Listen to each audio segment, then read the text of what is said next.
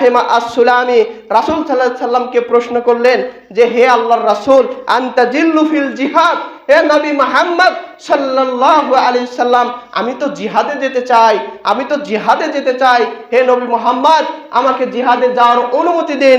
রাসূল সাল্লাল্লাহু আলাইহি সাল্লাম তাকে বললেন যে আলাকা ওয়ালিদান, তোমার পিতামাতা কি জীবিত আছে? আলাকা ওয়ালিদান, তোমার পিতামাতা কি জীবিত আছে? সাহাবী বলতেছেন যে না, আমার সাহাবী বলতেছেন যে আমার পিতামাতা জীবিত আছে। তখন রাসূল সাল্লাল্লাহু আলাইহি ওয়াসাল্লাম বললেন যে ফাহিমা ফাজাহিদ, তুমি যাও, তোমার পিতামাতার আনুগত্য করো, তোমার পিতামাতাকে ভালোবাসো, তোমার পিতামাতাকে শ্রদ্ধা করো, তোমার পিতামাতাকে ভালোবাসো। কেন ভালোবাসবা? ফাইন্নাল জান্নাতা তাহাতা আরজুলিহিমা। রাসূল সাল্লাল্লাহু আলাইহি ওয়াসাল্লাম বললেন তোমার পিতামাতাকে তুমি ভালোবাসো, তোমার পিতামাতাকে তুমি শ্রদ্ধা করো। কেন করবা? ফাইন্নাল জান্নাতা তাহাতা আরজুলিহিমা, যে তোমার বাবা মার পায়ের নিচেই তোমার জান্নাত। সুবহানাল্লাহ। সাহাবী কি করলেন? সাহাবী চাইলেন সে জিহাদে যাবে, জিহাদে যাওয়ার জন্য রাসূল সাল্লাল্লাহু আলাইহি ওয়াসাল্লামকে সে অনুমতি চাচ্ছেন যে নবী মুহাম্মদ আমাকে অনুমতি দিন, আমি কোথায় যাব? জিহাদে যাব। নবী মুহাম্মদ সাল্লাল্লাহু আলাইহি ওয়াসাল্লাম জিজ্ঞেস করলেন আলাকা ওয়ালিদাইন, তোমার পিতামাতা কি জীবিত আছে? সাহাবী বললেন যে জি, আমার পিতামাতা জীবিত আছে। তখন রাসূল সাল্লাল্লাহু আলাইহি ওয়াসাল্লাম বলেন ফাহিমা ফাজাহিদ, তুমি যাও, তোমার পিতামাতার আনুগত্য করো, তাদের তুমি সেবা করো, তাদেরকে তুমি ভালোবাসো। কেন ভালোবাসবা? ফাইন্নাল জান্নাতা তাহাতা আরজুলিহিমা, যে কেন ভালোবাসবা? তোমার পিতামাতার পায়ের নিচেই তোমার জান্নাত, তুমি তোমার পিতামাতা গিয়ে ভালোবাসো। সুবহানাল্লাহ। অথচ তিনি জিহাদের যাওয়ার জন্য কামনা বাসনা পোষণ করলেন, আর রাসূল শিক্ষা দিলেন যে তুমি বাসায় গিয়ে তোমার বাবা মাকে ভালোবাসো। তাহলে বাবা মাকে ভালোবাসতে হবে, এই কথাই সত্য। আর বাবা মাকে ভালোবাসলে আল্লাহর নৈকট্য পাওয়া যায়, আল্লাহর কাছাকাছি অবস্থান করা যায়, আল্লাহর নৈকট্য পাওয়া যায়। এই ঘটনা দিয়ে আপনাকে আমি বোঝানোর চেষ্টা করব বাবা মার কাছাকাছি অবস্থান করা কতটা গুরুত্বপূর্ণ।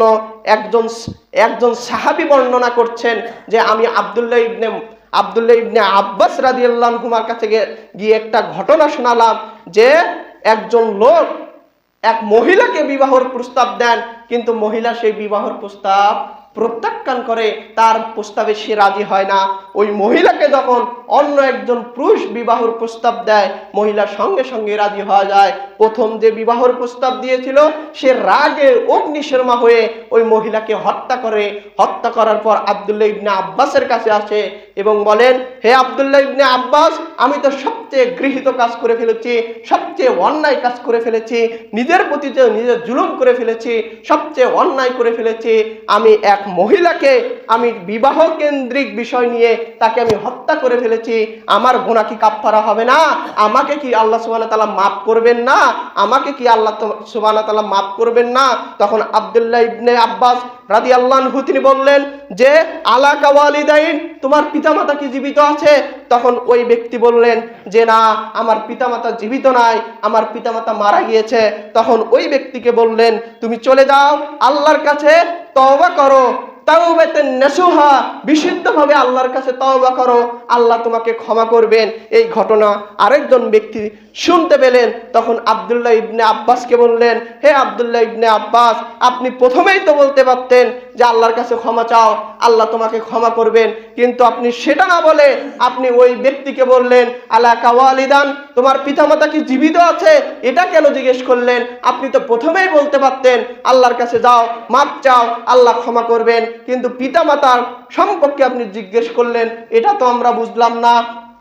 তখন আব্দুল্লাহ ইবনে আব্বাস রাদিয়াল্লাহু আনহু বলতেছেন, পিতামাতা এমনই গুরুত্বপূর্ণ বিষয়, পিতামাতা এমনই দামি বিষয়, যদি পিতামাতার খেদমত করা যায়, তাকে ভালোবাসা যায়, তাকে যদি শ্রদ্ধা করা যায়, আল্লাহর নৈকট্য কাছাকাছি অবস্থান করা যায়, আল্লাহর কাছাকাছি অবস্থান করা যায়। পিতামাতা যদি জীবিত থাকতো, তাকে ভালোবেসে আল্লাহর নৈকট্য সবচেয়ে কাছে অবস্থান করতে পারত। এজন্যই আমি জিজ্ঞেস করেছি তার পিতামাতা জীবিত আছে কিনা।